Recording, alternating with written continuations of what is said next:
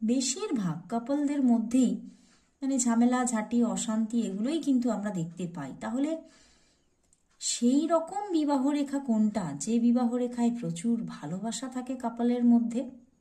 আজকে সেটাই দেখে নেব। তো দেখতেই পাচ্ছ আমি একটা তো এঁকেই নিয়েছি। এই যে কনিষ্ঠা আঙুলের নিচে বুধ মাউন্ট, এই জায়গাটা কি আমাদের বুধ মাউন্ট। তো বুধ মাউন্টে এই যে এই রকম ভাবে বিবাহ রেখাটা থাকে। ফার্স্ট যেটা মানে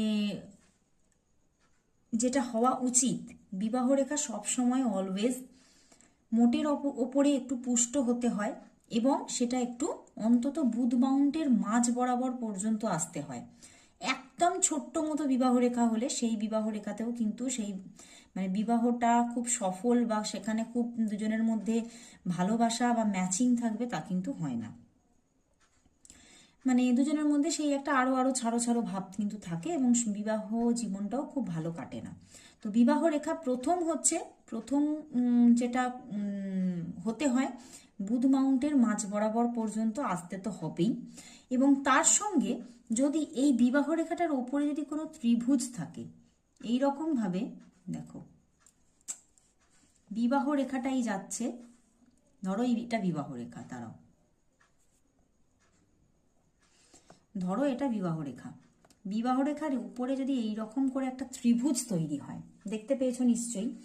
বিবাহ রেখার উপরে যদি এই রকম ভাবে কোনো একটা ত্রিভুজ, এত বড় হয় না, ছোট্ট মতো হয়, যদি কোনো একটা ত্রিভুজ তৈরি হয়, তাহলে সেই বিবাহ রেখায় যদি বিয়েটা হয় সঠিক সময়ে, তাহলে কিন্তু স্বামী স্ত্রীর মধ্যে প্রচন্ড একটা ভালোবাসা হয় এবং সেই দুজনে দুজনের সম্পর্কে কোনো রকম কোনো কটুকথা সহ্য করতে না পারা, দুজনের মধ্যে যতই কিছু হোক না কেন ভীষণ একটা অ্যাটাচমেন্ট, ভীষণ একটা ভালোবাসা এবং দুজন দুজনকে ছেড়ে না থাকতে পারা, এই রকম একটা জায়গা কিন্তু তৈরি হয়।